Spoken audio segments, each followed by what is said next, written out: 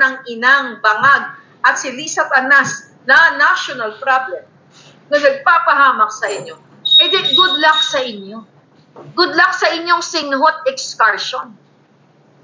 Kasi yung iba sa inyo, ganun kasi ang mga Pilipino parang wala kayong pakialam. Ngayon, ang mga kabataan, abala sa pag-twerk, sa paglandi-landi dyan sa Facebook, sa TikTok, abala sa pagiging troll, at kayo ay, ngayon kasi may mga nanonood na troll, kayo ay nagpapagamit sa gobyernong ito kapalit ng maliit na salapi. Ayaw nyo magtrabaho ng tama, gusto nyo maging part kayo ng troll ng gobyernong ito. Pag oras na ibinagsak yung hypersonic M na yan, hindi kayo sasantuhin yan. Lahat naman tayo, whether you are, ano man ang political affiliation mo. Kaya nga sabi ko, mga kababayan, hindi ito tungkol kung dilaw, pula o puti ka. Dahil nagsanib puwersa na ang mga demonyong dilaw at pink at pulawan. Ang natitira na lang yung mga maiisog na lumalaban para sa matigil na itong kahibangan ni Bangag. Kung hindi pa rin kayo nagigising sa kabila ng concert here, napag-usapan nga natin, di ba? Concert inuman dito, wala pa rin kayong pakialam. Papayagan nyo yung ganyang klaseng pamumuno na every night or every other, actually almost every night. Kumbaga yung party nila, palipat-lipat lang. So si Lisa nag-party sa Dubai, sa UAE, nangutang, di ba? May statement pa sila. Ano yung feedback? Wala ko nakita. O baka na-miss ko lang. Ano ang sinabi niya? Bakit siya pumunta sa Dubai? Di ba nakalagay lang working visit? At wala siyang official na mandato, wala siyang kahit anong mandato para umarting presidente at lalo na hindi po siya CEO ng Maharlika Investment Fund. Pero walang update sa inyo. Pero yung mga trolls, okay pa rin. Love na love nyo pa rin ang Bartek at Bangag na gobyernong ito kasi nakakatanggap kayo ng maliit na bayad sa inyo, yung iba malaki, para nakapambili kayo ng inyong mga paglamon na galing sa pagiging troll ninyo. And mind you, kapag ipagpapatuloy nyo yan, well, nasa huli naman talaga ang magsisisi. Sa bagay, paano ka magsisisi kung patay ka na? Di ba? Paano ka magsisisi kung patay ka na? Eh di tatanggapin mo na lang. Sabi ni Oper, manggagamit kasi si Amy Marcos kaya ito ang nangyayari. Eh kaya nga, kung siya'y nagsasalita ng ganyan, kailangan na niyang kumilos. Kasi, kikilos daw siya. Kaya nga sabi ko, ano ang pipiliin ni Amy Marcos? Ang kabangagan ng kapatid niya, yung nananalaytay nilang dugo, kung totoo man na nananalaytay ang kanilang mga dugo, or pipiliin niya yung kaligtas 100-something million Filipinos. Anyway, yun na nga mga kababayan Ang problema kasi, ang makakasingot lang talaga yan, yung mga low-ranking officials. Kasi even yung mga matataas na general, unang lilipad yan. Iiwanan kayo lahat yan, mga sir, mga ma'am. Kayo pong mga pulis, kayo mga AFP, kayo mga ordinaryong citizen, lalo na yung mga wala pang passport, wala kang pera, wala kang pabiling bigas, paano ka makakatakas papuntang Amerika? Wala kang visa. O kahit papunta na lang ng Thailand, wala, di ba? So sila ang unang makakaalam kung merong babagsak na hypersonic M na yung sinasabi ni Amy Marcos. Ang gobyerno, kaya pwede, may private plane sila Si Lisa nga pumuslit, pumunta ng Dubai, naka-private plane. So bago actually sila tamaan, kayo ang tatamaan. Kaya kung mangyari yan, at sana wag naman, Panginoon, pag nakita nyo ang mga bangag sa Hawaii o kahit saan man, kayo nang bahala para pagbayarin sila ng kanilang kasalanan. Pero masyado akong advance. You know, inaano ko lang sa inyo, pinapaunawa ko. Kayo pong mga maliliit nurses, doctors, o yung ibang mga doktor, may mga pera yan, may mga visa yan, but not all. Pwede kayong lumipad. Actually, may kaibigan niya ako nakausap kanina, sabi sa akin, Maharlika, anong balita ba dyan sa gera na yan? Nakakatakot. Sabi niya, hindi na ako makapag-concentrate sa work kasi iniisip daw niya, anak, sabi niya, pupunta na ba kami ng Amerika? Nag-aaral yung mga anak, ganyan. Sabi ko sa kanya, yun yung totoo. It's up to you. It's your decision. Kung gusto mo mag-travel, sabi ko, it's your decision. But I'm not saying Hindi ko sinasabi, ito ay 100%. Kasi pwede po yan maantala. At pwede yan mapigilan, depende sa utak ng presidente. Kung ang presidente nyo ay utak katulad ni Ukraine President na winelcome nga niya dyan sa Malacanang, malamang ganon din yung kapalaran nyo na hanggang ngayon nagigera sa Ukraine at hundreds of thousands Ukrainians ang namamatay na. At kayo sa isang iglap, mawawala kayo. Paano yung mga anak nyo? Hindi nyo maliligtas yan kahit gaano pa kayo kabrusko. Kasi kayo, kung isang pamilya kayo, mga kababayan, mag-ibagsak yan. Whatever, isa kayo sa 25 sites na tatarget eh. Anong laban mo doon? Sisingutin mo lang yun, kabog ka na sa banga eh. Diba?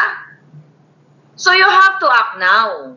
Kailangan niyong kumilos kasi hindi po biro ito. Alam nyo, yung mga ginagawa nila na concert, okay? Yung ginagawa nilang concert na yan, ang tawag dyan pang-divert. Okay? Maaring nagwo-worry na si Marcos Jr. na hindi siya maka-atras for whatever commitment ang nakomit niya para isa lang kayo sa giyera. Okay? So yan ang pakadali, di ba halos lahat siguro kayo nanood ng Titanic.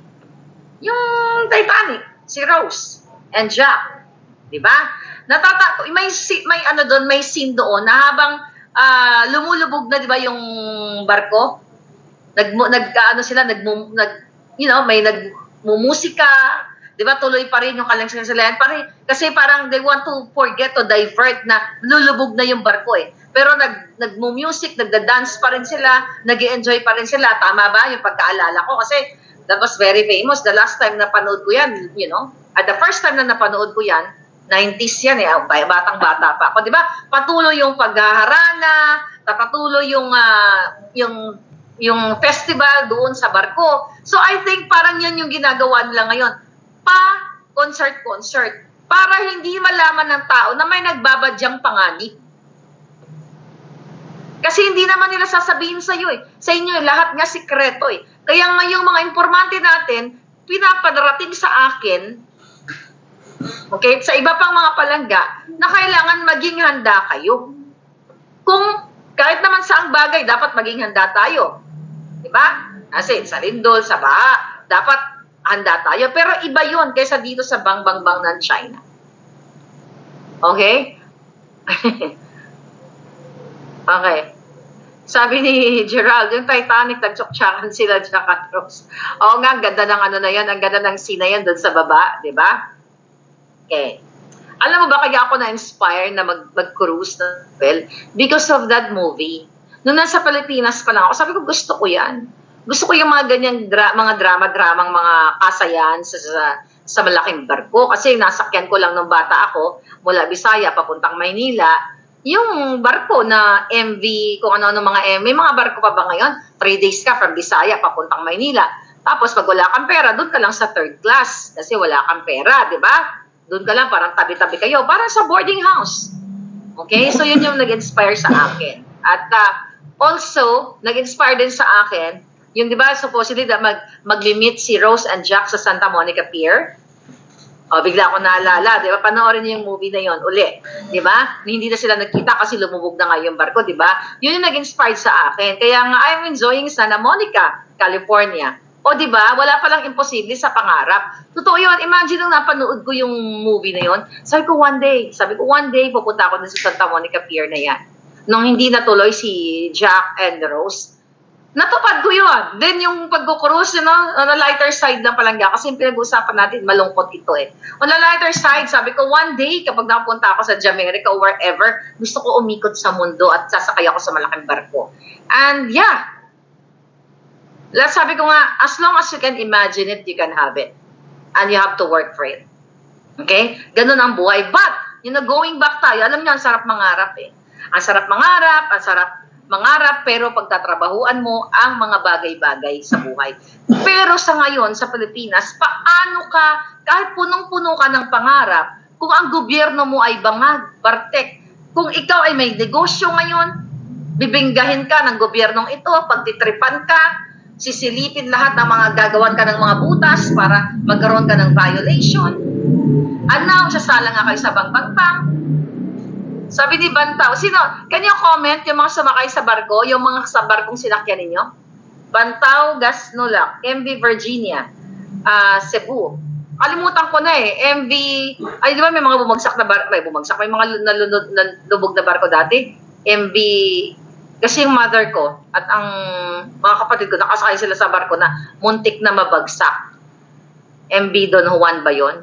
Basta may mga ganon. Anyway, okay. Sabi ni Dance, hypersonic missile is 2 to 3 times the speed of sound.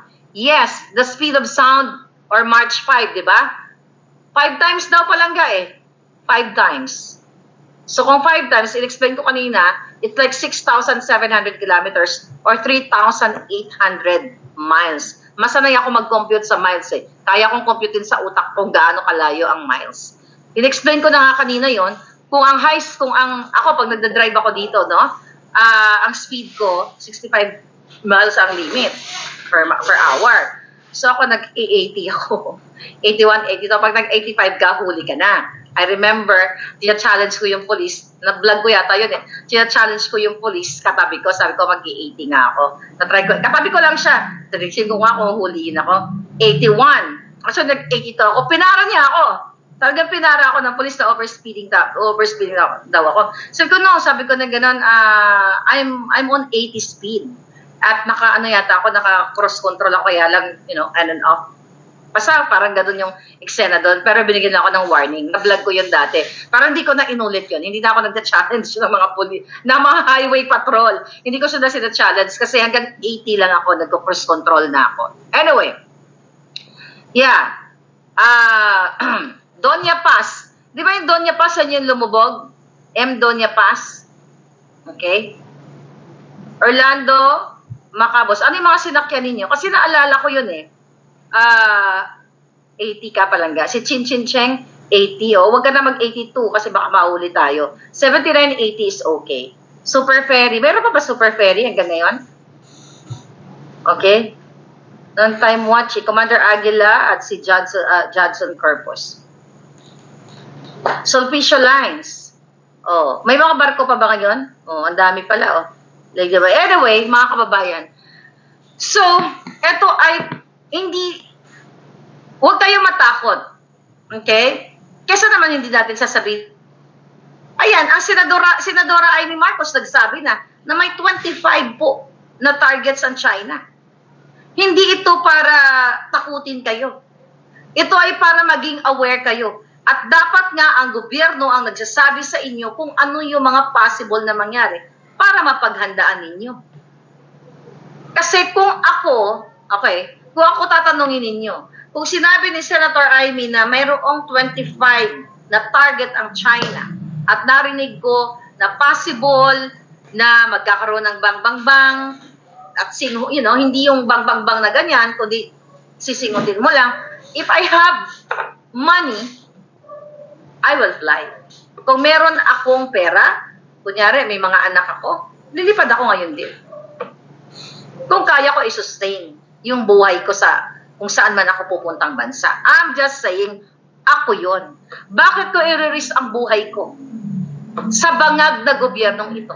Diba, hindi mo alam kung ano ang direksyon. Dahil sa mga kasinungalingan, ang mga pangako, katulad ng pababain ang presyo ng lalo na yung bigas na 20 pesos per kilo. Ang sinabi niya na kapag bumahing ang China at Amerika, mawawala tayo sa mapa. Kaya dapat neutral lang tayo. Di ba lahat ng sinabi niya, taliwas. So paano mo itatrust ang buhay mo dyan sa Pilipinas sa isang bangag na gobyerno? Paano ka maniniwala, mga palangga, i-continue niya yung nasimula ni Duterte, lalo na po dito sa usaping pulburon, lalo na sa usaping peace and order. Kasi mismo sila ay kasabwat at sila ang pulboronic manufacturer. Paano mo aasahan si Bangag at si Lisa, sila mismo ay kasabwat ng mga manufacturer ng pulburon. Nasaan na yung 1.8 to 1, nag-down to 1.4 na pulburon na huli sa alitagtag at protektado pa yung driver. Wala na. Wala nang ginawa ang Senado, wala nang ginawa ang Congress. Yung PDEA leaks, yung pagsingot ni Marcos Jr., pinagtatakpan na ng kongresista at nila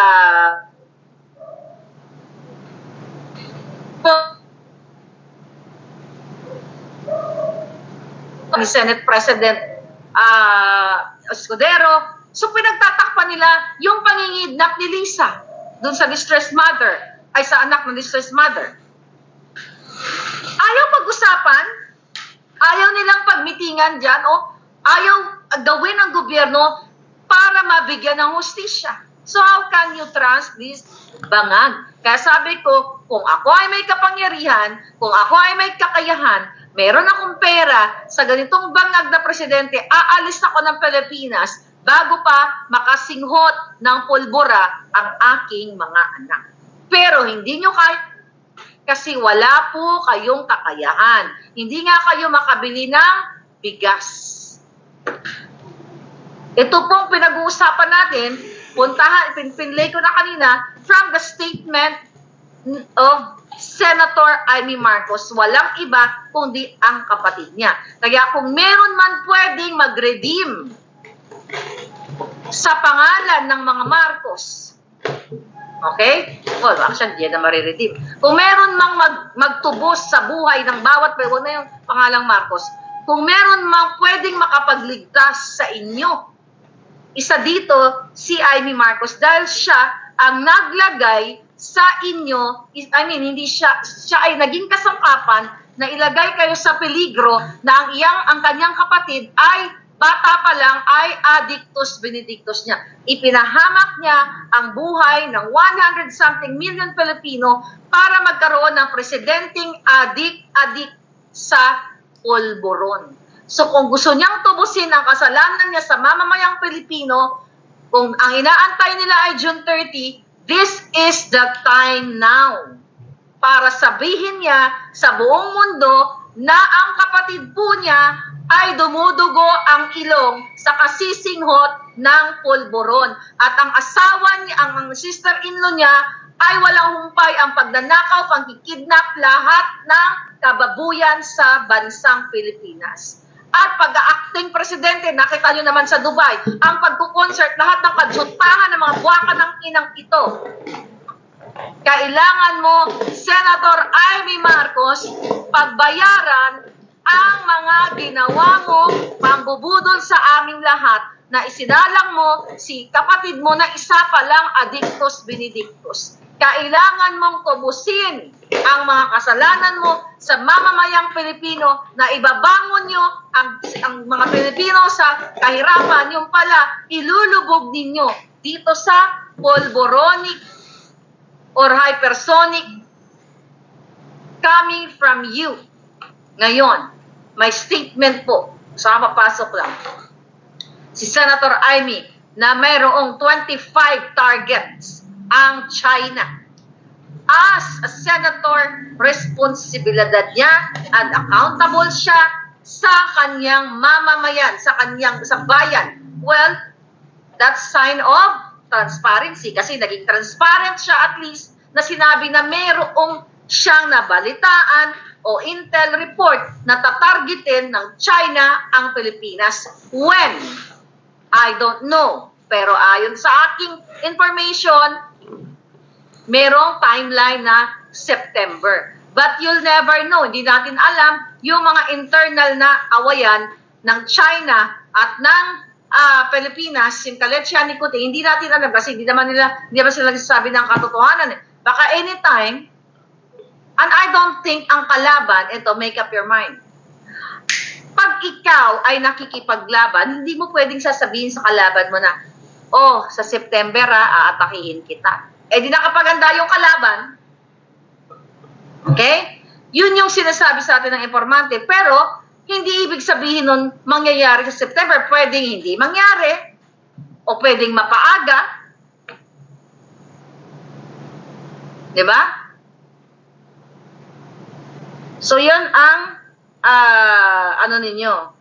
Ang mga kapwa ko Pilipino, hanap buhay din ang inaatupag. Kailangan nilang maghanap buhay, pero kailangan nilang magising kung ano ang nangyayari sa Pilipinas. Watching from Hayward, California. Okay, let's continue to pray. You have to pray talaga. But nasa tao ang gawa, nasa Diyos ang awa. Hindi lang tayo pwedeng dasal, kailangan nating kumilos. Alright? Okay. Sabi ni Roxel, buti pa yung mga settlers at mga nakapaligid kay Bangag. May kakayahang mag-ibang bansa. Lord, wag niyo po kaming pabayaan. Yun lang ang pwede nating, mga kababayan, yung pwede nating gawin, kundi ang magdasal. Ito maganda tong comment ni Palangga. Sabi ni Kit Laksamana, ang pinakamainit na lugar sa impyerno ay reserved na sa mga Marcos at Romualdez. Sana nga, kuhain na yung mga jutang ginimis na mga yan. Nakakalungkot. But you have to get involved. Sabi ni Bantatao, you have to get involved. Pilipino ka di ba? Magtapang-tapangan kayo. Anong akin ng West Philippine Sea? Akala nyo, kaya ng bang-bang-bang. Akala ng mga dilawang utak at pinklawan, okay, na binubudol kayo ng pula at pink at ay magkasabwat na sila ngayon dahil protector na si Marcos ng mga adik, protector na siya ng polboronic. Akala nyo siguro ang laban ay baril-baril lang. Hindi na po, digital na. Meron tinatawag na command center. Okay, hit that button, papuntang Malacanang, i-hit mo sa ganito, Ilocos, yan, click ka lang ng click. Hindi naman pwedeng lusob, walang ganon. Tayo lang yung ganon kasi wala tayong capacity at wala po tayong technology at all to counter yung kapasidad ng mga superpowers o mga bansa katulad ng China. And it's your call. Sabi ko nga, kung ayaw nyo pa rin kumilos, dahil sabihin nyo, ay wala yan, mahal pa rin namin si Kuting kahit siya ay bangag-bangag. Kaya sabi ko, it's your choice. It's not my choice, it's your choice. Anyway, pag nagkaroon naman ng launching dyan ng pagpasingot sa inyong mga ulawan at dilawan, well, kasama na po kayo lahat dito. Malayo kami dito sa Amerika. Dahil hindi naman ito ang target ng China. At bago pa ma-target ng China, ang Amerika, mahaba-habang travel yan. Merong capacity ang Department of Defense o ang bansang Amerika to counter that para protektahan niya ang kanyang citizens. Ang Pilipinas, may power ba ang National Defense? Tignan mo nga, iba-iba ang statement nila. Mga bangag, iba ang statement ni Gibo, iba ang statement ni Tariela, iba ang statement ni Bangag. Sabog. Kaya ang ending ninyo, sabog din. Pag nagsingot kayo. Okay, sabi ni Nani, lahat ng EDSA target yan. Barang lang daw, mga taga-Sikihor, Sabi ni Bantata, barang lang daw. Ayaw kung umepekto pa yan. Kasi kung epekto yan, yung mga taga-Malacanang, unahin nyo ng barangin yan kung meron kayong ganyan. Sabi nga, tama. Pare-pareho ng comment. Si Commander Aguila, meron ba dyan mga barang? Hindi yun natapusin yan. Okay. Sabi ni Siko, napaka-warlord naman ni Xi Jinping. Dapat asikasuhin muna niya ang mga binaha doon sa lugar nila sa China, kawawa yung mga tao. Mga palangga. Ang problema kasi, okay, ang China, they're open for communications. Ang sabi ka ni Aimee, nagagalit ang China sa Pilipinas kasi nakipag-alyansa kayo sa amin, sa Amerika. So, ang gusto, based on the statement ni Aimee, at saka pinapangako ni Kuting, dapat neutral ka lang. Kasi wala naman kayong away. Ang Pilipinas, wala naman kayong away sa China Ay, ang dami nga, ang mga appointees nga ni Kuting, China. Yung mga kasabwat na nila Lisa at ni Bangag, mga smuggler, Chinese. Michael Ma. Yung in-appoint niya ito, yung mga special envoy to China, yung pinakita ko sa inyo, anong ginagawa ng mga to? Yung tatlong yan. Hindi pala yan. Ito, tatlong envoy na yan. Anong ginawa niyan mga kababayan, di ba? Mga Chinese yan. Anong ginagawa ng mga yan? Yan ang trabaho nila dapat. si Ngo, si Techiko, si Michael Ma. Yan ang trabaho nila para paigtingin ang bilateral relation, okay, ng Pilipinas, okay, ng Pilipinas at China. Pero based on sa statement ni Amy Marcos na mayroon din siyang information na tatargetin ng Pilipinas, 25 ang planong target. Hindi ba nakaka-alarma yan coming from the senator? Hindi na po galing sa akin yan. Kasi yung iba, yun yung maniwala, oh Marlica, yan o, maniwala, di ba, Senador na ang nagsabi na meron pong 25, ulit-ulitin natin, 25 na tatargetin ang China. Sabi ko nga kanina, I don't think na sasabihin ni Amy Marcos yun para may masabi lang siya. At aalarmahin niya ang buong Pilipinas, buong bayan na kinoment na yan at sinabi niya mismo through video, hindi lang sa pagsusulat, kundi mismo sa galing sa bibig niya na mayroong 25 na target. Again, mga kababayan, kung sa bagay, kung ang motto ninyo, lahat naman tayo matitigi, then accept it. Accept your kapalaran. Lahat naman tayo talaga mamamatay, una-unahan lang. Eh kung ang kapalaran ninyo ay sumingot nitong hypersonic na to, then be it. Kung ayaw niyong pansinin si Marcos Jr. at pabayaan niyo silang nagpa-party, nagpapanalo ng mga loan bettors, which is sila-sila lang mga yan, at ang mga pera niyan, nakalabas na yan sa iba't ibang bansa, din ipagpatuloy ninyo, ipagtanggol ninyo ang bangag, ang mga adik, ang mga kidnapper, ang smuggler. It's your choice.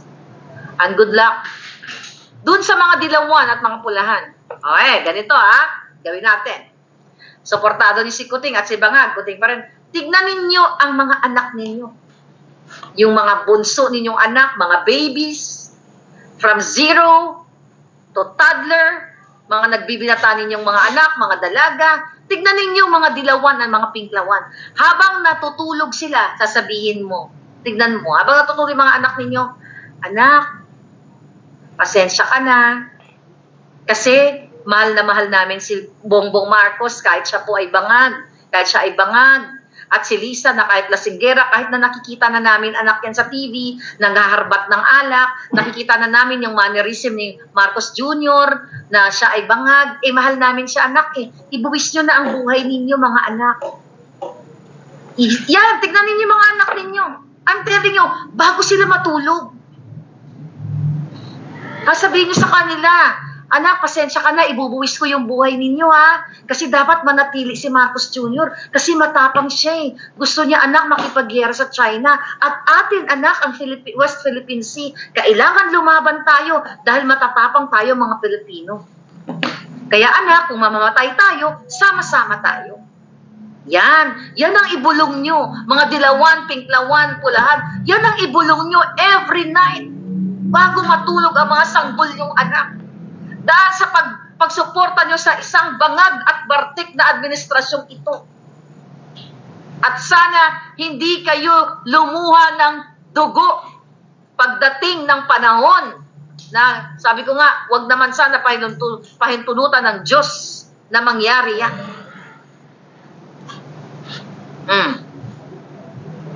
Sabi ni sabi ni PRRD, klaro yung 6 years daw si PBBM. You buy that palangga? Parang di nyo kilala si Pangulong Duterte. I don't buy that. Kasi sinabi niya, no.